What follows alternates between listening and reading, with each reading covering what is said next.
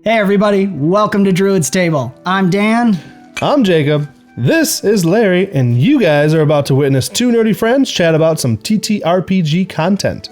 Today, we're chatting about everyday heroes.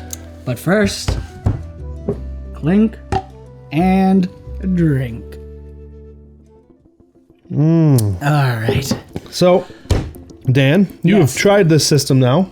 I have, yes. Not only gotten to build a one-shot in our Forest Forge module with Jacob and Adam, so check that out, but also got to be a player and build the pre-gens that we use in the system, which also shout out if you join our Forest family too for our live streams that patrons join in on. At certain tier, you can craft a pre-gen with us that'll appear in all the other one-shots that we run, so other players can play as your character that you've built. It's a lot of fun, very unique. But that gave me a good taste of this system, which I really enjoyed it. It was fun.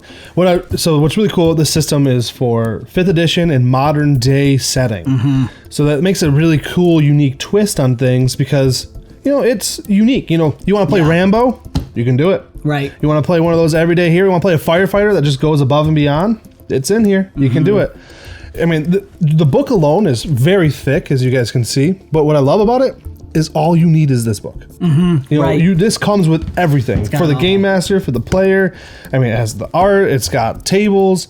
I mean, there's a depth to it, which I really appreciate. And there was a large section as I was skimming it over the other night too of just breaking down for character builds and the different sections. So a lot of the pages are taken up with examples that really helped me feel like I understood the rules they were trying to utilize. Yeah, they do great examples. And I'll throw out, see where this takes you to, is that playing it this once so far, it felt like 5th edition. Yeah.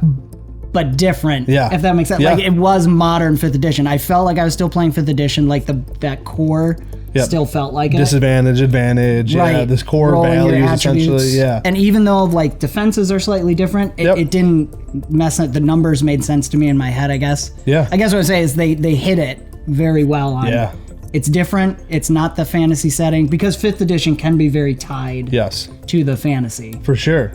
Now, I mean, and that's what's awesome about some of the third-party stuff that's out there. I mean, for this one, I definitely liked it. In the back of the book, there is creatures and enemies and NPCs and stuff.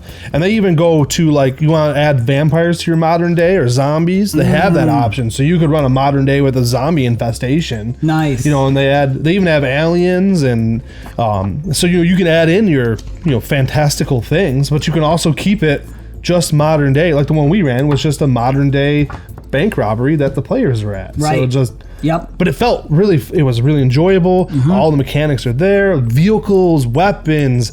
I mean, and it's cool. I love the proficiencies for weapons. They had like historical, exotic, futuristic. One of the backgrounds was LARPer.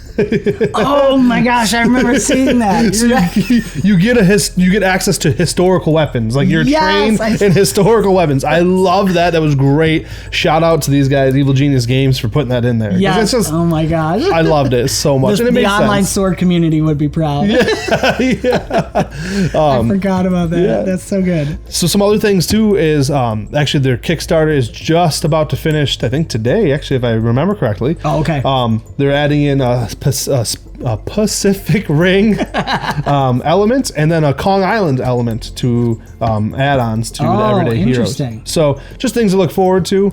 Another thing that I absolutely love about everyday heroes is it is fully functioning on Foundry VTT, my favorite virtual tabletop. Right. So that's what we played in. Right.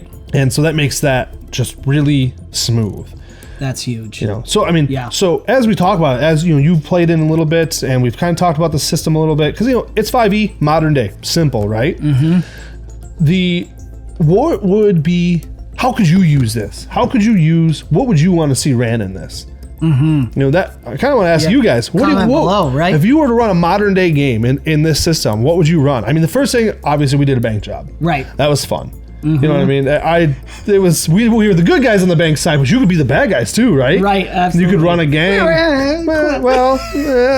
Check it out, Benny. But you could use it for war game situations. You could use it for extraction style. You could use it for... I've been on this kick, and shout out to our good friend Adam from Into Planar Crossroads in the discussions. I've been really on this kick of film noir, like detective style stuff, which I think this could do quite well in. More on the heroic than like Call of Cthulhu horror side. Yeah. But doing like a Dick Tracy or something. Yeah. That would be a lot of fun. That could be cool. Yeah, yeah. Because then you could run some of the sidekick elements as the players. Right. And you could have, so that would be kind of fun. And again, I wanted to shout out to the weapon stuff. Like when we played, it didn't feel crazy. Like the guns were super powerful. Everything felt well balanced. Right. But it still had a gun feel, which is cool. And they have like the traits of being like loud and stuff. So it like creates that, that challenge. And, you know, and so they have everything in here. One book, which is nice. Yes, yes. And yeah, so I mean, I like your idea. I like the bank job idea. I think a hostage situation could be fun as a one shot. You know what I mean? Like you gotta get in, get the hostage. It could be intenseness, you know, a tense situation. Right, for sure. You know. Well, with the zombies too, you could. I think we had this in our notes. Was Call of Duty? Yeah, totally do just a straight up Call of Duty. Yeah. Zombies, run and gun kind of feeling. Yeah, absolutely. Have an objective or something. Yeah. Yep. Get to the gear. Capture the hill or something like that. That would be fun. Would be simple. I think there's just a lot to do, and I'd love to hear what you guys have. If you ran Everyday Heroes, share your opinion with us. We're just, you know, it is a really fun system. If you haven't checked it out, please check it out. It is fantastic. We'll have the link in the comments below. Yes. Great people over there too. Join their Discord. They got a lot going on. It's fun. But I mean, just real quick, I'll just open up a page. I mean, there's some great art in there. It is.